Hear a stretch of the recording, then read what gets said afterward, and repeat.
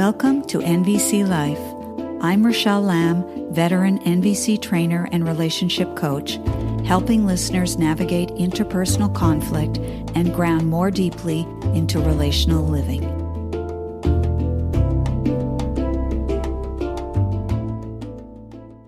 Greetings, fellow humans. In last week's episode, I spoke about borderline personality disorder, which is a condition characterized by a pervasive pattern of instability in affect regulation, impulse control, interpersonal relationships, and self-image.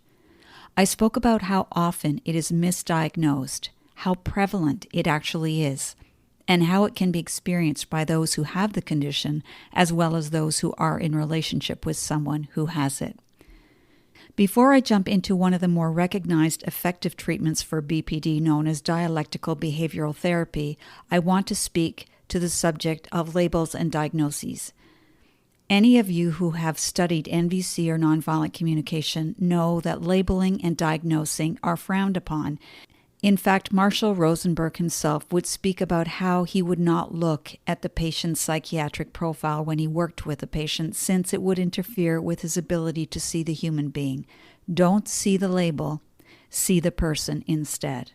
I embrace and appreciate this perspective. Most of us will automatically start spinning a narrative as soon as we hear a label or diagnosis. Think, for example, of what happens in your head when you hear the following: racist, homophobe, bigot, rapist, pedophile, criminal, psychopath, alcoholic, addict, narcissist.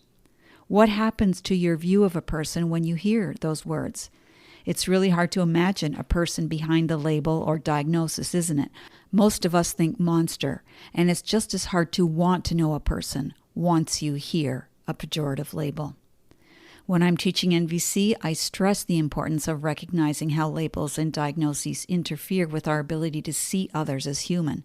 That being said, I understand how in some contexts they can serve as shorthand for specific behaviors. Other NVC trainers may not agree with me on this point, but if a label or diagnosis is used to describe traits or behaviors, and the intention is to connect with and understand the other person, it can be useful. Consider labels that have physical or cognitive aspects mixed in: autistic, ADD, advanced MS, anorexic. Having a diagnosis is what helps drive effective treatment.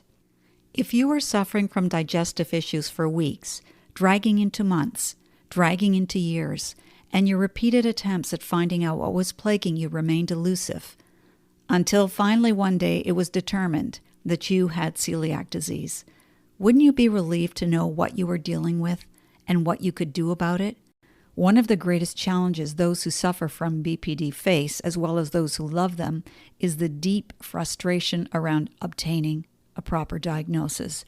As I said in last week's episode, it can take years to obtain or be missed entirely, and meanwhile the condition has only worsened and the person and his family are suffering enormously. Now, this isn't to say that everyone who receives a BPD diagnosis feels immediate relief at hearing the diagnosis, but it's important to know that many actually do. Many report feeling huge relief to suddenly be able to make sense of their suffering and to be told that there is, in fact, a course of treatment. And what about those who are resistant to the diagnosis or humiliated or angered by it? I suspect that when a condition is as stigmatized and stereotyped as BPD is, it's no wonder a person would be upset by the diagnosis. This is why education is crucial. The more the condition is understood, the greater the likelihood that those who are afflicted will be seen through a lens of compassion instead of a lens of judgment. There are many specialists in the field of BPD who work tirelessly to destigmatize it. One of those people is Dr. Marsha Linehan, who developed Dialectical Behavioural Therapy. She did this in large part because of her own mental health struggles as a late teenager in the early 60s. She spent 26 months in the hospital, was diagnosed with schizophrenia, and was described as one of the most disturbed patients the hospital had ever had. She attacked herself habitually, cut her arms, her legs, her stomach, burned her wrists with cigarettes. Fast forward to the present. Linehan has authored and co-authored many books, including 2 treatment manuals, Cognitive Behavioral Treatment for Borderline Personality Disorder and Skills Training Manual for Treating Borderline Personality Disorder. In 2021, she published a book about her life and the creation of Dialectical Behavioural Therapy titled Building a Life Worth Living, a memoir. In it, she reveals that looking back at her hospitalized days, she would have diagnosed herself with BPD. Up until this acknowledgement, it was not known to the general public that she had herself struggled with BPD. At a talk she gave at the Institute of Living in Hartford, Connecticut, before friends, colleagues, and family members, she said, "When I developed this treatment, I was carrying out a vow that I had made in my own life. And I made the vow at age 18. And the vow was that once I got out of hell, I would go back to hell and help other people get out." And this is precisely what she has done. So what is dialectical behavioral therapy, more commonly referred to as DBT?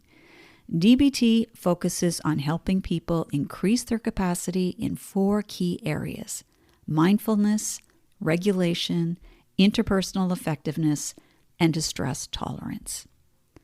One book founded on DBT principles that I highly recommend is titled Loving Someone with Borderline Personality Disorder: How to Keep Out of Control Emotions from Destroying Your Relationship, written by Dr. Sherry Manning.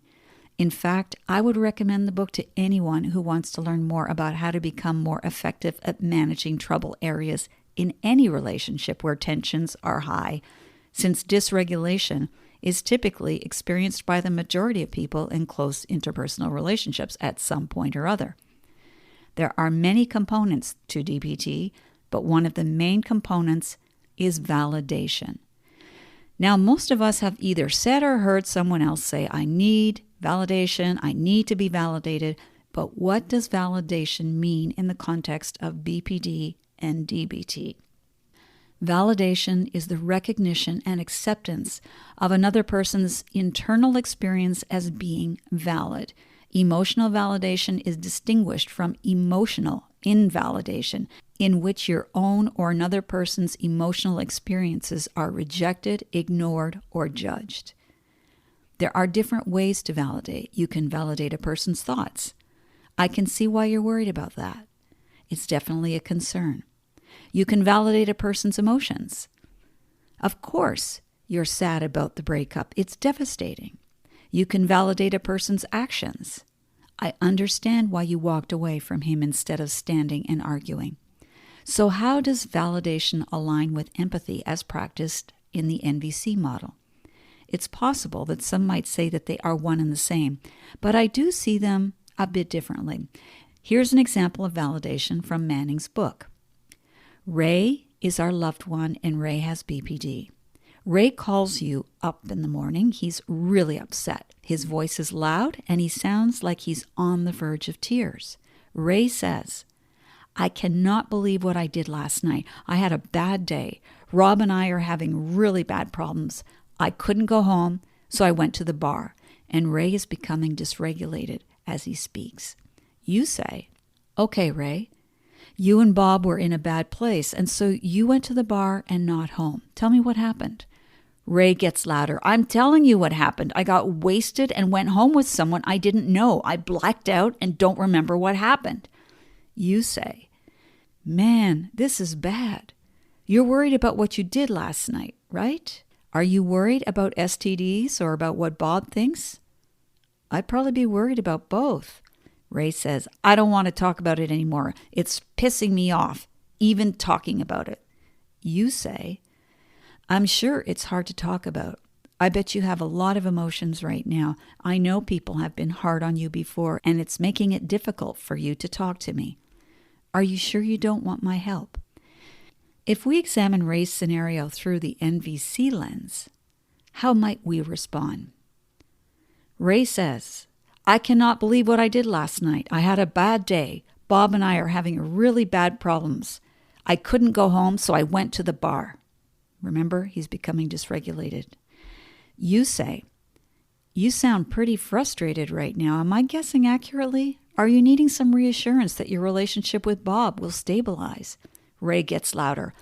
I'm telling you what happened. I got wasted and went home with someone I didn't know. I blacked out and don't remember what happened. You say, oh, that sounds intense. Are you needing to have more faith in yourself and your decisions? Or you say, ooh, that sounds intense. Are you needing empathy for how you feel in this moment? Now, I personally don't like to ask a person if they're needing empathy. I'd rather demonstrate empathy with my willingness to connect with them. Or you could say, that sounds intense. Are you needing relief from the intensity of your feelings? I would say that under normal circumstances, these would be effective. The person would probably calm down, but normal isn't what's happening here. Imagine that you're speaking with someone who is being pulled in two directions in this moment. One voice is screaming, I want this to go away. I don't want to feel, and I don't want to know how I feel. Getting in touch with my needs is too painful and brings up a lot of shame because I repeatedly do these stupid things over and over in my life. Real connection is terrifying to me. I don't know how to connect with myself or with others. Your efforts to help me only remind me that there's something wrong with me, which I already know, so leave me alone.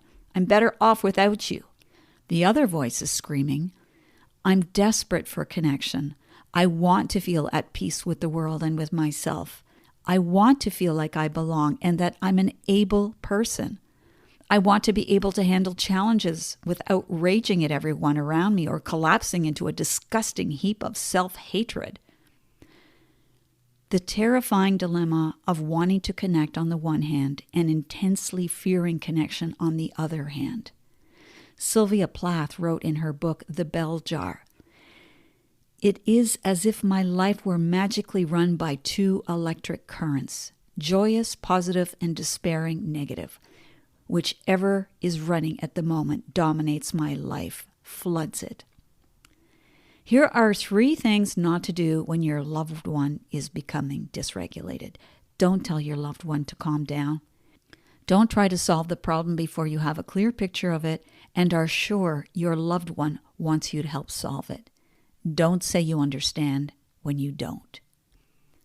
Here's another example from Manning's book. Consider a person who weighs 70 pounds and says she's fat. Eating disorders, by the way, are very common among people with BPD. It is probably true that she has a self-construct of being an overweight person. However, to agree with her that she is fat would be validating the invalid, which you don't want to do.